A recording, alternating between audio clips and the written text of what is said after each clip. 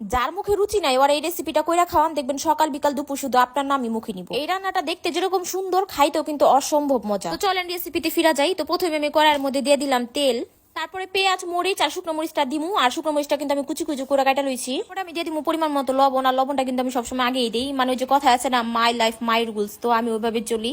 তো যাই হোক, যখন দেখবেন যে পেঁয়াজ আর মরিচটা একটু মনে করেন যে ব্রাউন কালার হয়ে গেছে, তখন এটার মধ্যে দিয়ে দিমু হইলো মরিচের গুঁড়া আর হলুদের গুঁড়া। তো মরিচের গুঁড়াটা আমি একটু বেশি দিতাছি, কারণ ঝালটা আমি বেশি খাবো। এটা কিন্তু ঝাল ঝালি অনেক মজা লাগে। তো এই যে আমি সবকিছু মশলা দিয়ে আমি এখানে ভাজা ভাজা করে লইতাছি। তারপর এখানে আমি দিয়ে দিমু পানি। পানি দিয়ে আমি ভালোভাবে কষায় নিমু। আর এটার মধ্যে কিন্তু বেশি মশলা ইউজ করা হয় না, মানে বুঝেন মানে কি সুন্দর আর সহজ রান্না। তো যাই হোক, মশলাটা এখন আমি ভালোভাবে কষা নিবো। আমি একবারে কম আছে ঢাকা রেখে অনেকক্ষণ মানে মশলাটা কষামো। আর এই যে দেখেন তেল উঠে গেছে গা। তো তেল উঠা পর্যন্ত এঙ্গ কষানো লাগবো। এখন এটার মধ্যে আমি দিয়ে দিব শুটকি।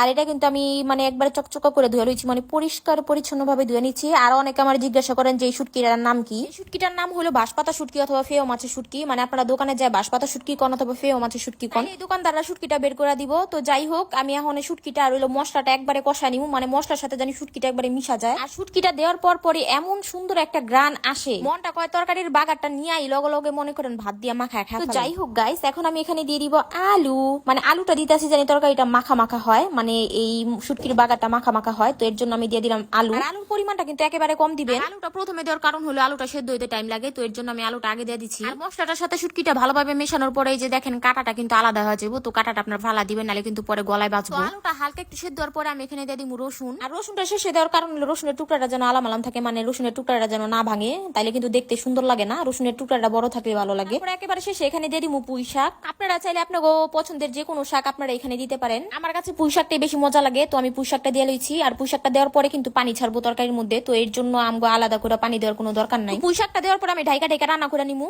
আর আজকে যে কড়াইটার কি হয়েছে, মানে রান্না শুরুতেই যে নাচানাচি শুরু করছে আর থামে না। এই যে নাড়তে যাই আর সাথে সাথে মনে করেন যে নাইচে আরেক জায়গায় জায়গা, মাঝে মধ্যে মনে করেন মেজাজ খারাপ হয়ে যায়। তো যাই হোক, এই যে দেখেন আমাদের রান্নাটা কিন্তু প্রায় শেষ। মাঝখানে আপনাকে একটা কথা কই, আপনাকে কার কার কাছে আমার ভিডিওগুলো ভালো লাগে অবশ্যই কমেন্ট করে জানাবেন। আমার পেজটা কিন্তু ফলো করে দিবেন। আর আমার ভিডিওটা ভালো লাগলে অবশ্যই একটা লাইক করে দিবেন। আর টিকটক থেকে যারা দেখতেছেন তারা কিন্তু আমার পেজটা ফলো দিয়ে আসবেন। টিকটক আইডির বাইরে কিন্তু আমার পেজের লিংকটা দেওয়া আছে। ওই যে দেখেন রান্না করা শেষ। আর শুটকি বাগারটার কালার দেখেন, মানে দেখলেই কিন্তু মনটা কয় যে গরম ভাতটা নিয়ে মা খাই। আর এটা স্বাদ ভাই অমৃত অমৃত, মানে কালারটা আপনারা দেখছেন। তো আমি দেরি না করে এই হাত মুখ ভালো করে ধুইয়া মনে করেন আমি বুয়া পড়ছি খাওয়ার লেগে, মানে আমার হাতটাও আমি মুছি নাই, মানে আমি বুয়া পড়ছি, মানে এত সুন্দর একটা গ্রান আইতা ছিল। আর এই শুটকি বাগারটার সাথে অবশ্যই আপনারা এক টুকরা লেবু নিয়ে নিবেন। লেবু দিয়া খাইলে কিন্তু আরো বেশি মজা লাগে। এত মজাদার তরকারি হইলে যাদের মুখে রুচি নাই ওরাও কিন্তু এটা খাইতে চাইবো। আমি এখানে শুকনো মরিচ আর রসুন দিয়া মাখা মাখা খাইতেছিলাম, মানে রসুনের একটা ফ্লেভার আর শুকনো মরিচের আর একটা ফ্লেভার, দুইটা টেস্ট মনে করেন যে মারাত্মক, মানে মুখে ব্লাস্ট করতেছিল। আর আমার ছোট ভাই বোন গুলা কিন্তু এত মাছ খায় না, মানে ওরা মাছ খাই না ধরতে গেলে, কিন্তু এই শুটকি বাগারটা দিয়ে ওরা ভাত খাইছে, মানে বুঝতে পারেন এটা কি মজা হয়েছে। আপনারা চাইলে কিন্তু এই রেসিপিটা বাসায় বানা খাইতে পারেন। এত মজাদার রেসিপি এত সহজ ভাবে কিন্তু কেউ দিব না। এই ভিডিওটা এই পর্যন্তই ছিল। কার কাছে কেমন লাগলো অবশ্যই কমেন্ট করে জানাইবেন। আমি কিন্তু সবার কমেন্ট পড়ি আর রিপ্লাই দেওয়ার চেষ্টা করি। তো আজকের জন্য আল্লাহ হাফেজ।